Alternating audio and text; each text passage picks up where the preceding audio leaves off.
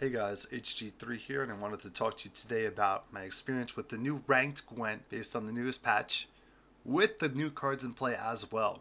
So far, I've been loving ranked. I'm running this deck right now, featuring two of the new cards, Siri Dash, as well as the King of Beggars. So I'm going to talk to you a little bit about those two cards in particular, how Northern Realms feel, how Ladder feels in general, and just other thoughts on the patch perhaps. So obviously we got into the game today and it was super hyped that we got ranked into the game, and I started out around mid to late 800s in my rank. I was rank 2 going into it. So we were able to work our way up from there to eventually make it to top 100, and we played a bunch of good opponents along the way. The matches were pretty competitive, and I got to see a lot of new cards in play as well. So, my take on some of the new cards I was able to use, Siri Dash is probably the first one you guys want to hear about because she's a gold card. She's a neutral. She's super interesting. I'm running her in Northern Realms. I know a lot of people say that she's probably going to be a Skellige favored card because they have more capabilities in terms of getting her onto the battlefield for 3 rounds and getting her value through that means. So what I did to try and kind of help out Northern Realms was made sure my deck had a lot of thinning potential, that I can get through a lot of cards. And there is some opportunity for combos in if you use a Kidweni Sergeant to demote your Siri, then maybe Priscilla can find her and bring her out a second or third turn. There's some in the ways of that. In general, Siri Dash feels like a pretty good card. It's borderline good, I'd say. I don't think she's like 100% necessary in the deck, but I do think that on many occasions I got more value out of her, especially now that Weather is back in play. Having big bodied gold cards is pretty nice. And the downside, of course, being that you're adding another card into your deck can make it clunky when you're trying to draw. And if you don't find her, you're not getting the real value, and it should just be something else. As far as King of Beggars go, he is probably an integral component of Northern Realms. I mean, if you're running Priscilla, then you need to be running King of Beggars. The truth behind this card is that he's giving you 4 strength, pulling Priscilla out. Priscilla's pulling an additional card out. So you're thinning your deck by at least 2 cards from this play. You're getting so deep into your deck, and if Priscilla finds even just a bronze card, like for example a field medic, that brings back anything, then we're talking around a play that's going to be valued at 17 strength or something like that, 17 on the board. It's kind of absurd because you have the 6 going in and then whatever the res can be.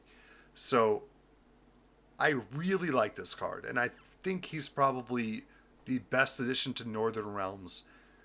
There are some cards I haven't had the luxury to try out yet, such as Kira Metz, who I'm very excited to try out. But I am of the mindset that King of Beggar doesn't really work well with Kira Metz in the same deck. Because Kira Metz finds value on servicing more units in a row. And that really, in my mind, means that I have to play like efficient units that can just take advantage of the protection she offers. So I want to try it out with Poor Infantry, and King of Beggars is not going to work with Poor Infantry. If you use your decking of Priscilla as your option A with King of Beggars, and then your option B being a field medic, then you're getting good value with him almost no matter what. But if you have Poor Infantry, if you have Reaver Scouts at times, to me today fell short. Those kind of plays are going to act as counter synergy for a card that is just so amazing. And I think he was a big reason why I was able to climb so heavily out of the grave. He's fine. If you need to play him to bring out another medic, it's a sure thing. Certain situations, he may be a better choice than Priscilla, but having both of them is like plan 1A and 1B, and it feels great. And I'm super excited about this card. Can't wait to play more. So I'll keep you posted on what I think about the other cards as I get a chance to play them. Right now in ladder, I'm 15 and 8. I was top 100. I haven't played since I was ranked 54, I believe. So there's a chance I'm going to drop just from idling. That's okay. Tomorrow we'll get back to the grind.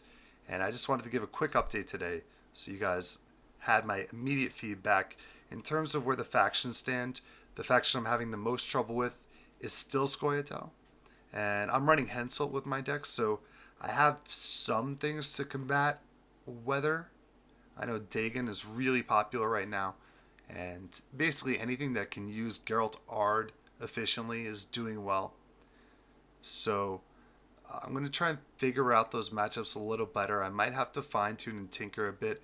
There's a chance Siri Dash comes out of the deck for at least a short period of time to see if there's a solution I can run. Maybe even trying out Kira would help. So I'll look into everything I can. We're tryhards now. Now that the ladder is out, baby, we're going to give it our best. So this is HC3. I'll see you guys tomorrow on stream at 4 p.m. I hope you guys are trying out. Let me know what you think of the new patch. Let me know what you think of the new cards. If you agree, disagree.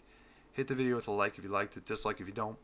And make sure to subscribe for daily content from Gwent City. That's right. Daily content. We'll see how long we can keep that up. See ya tomorrow.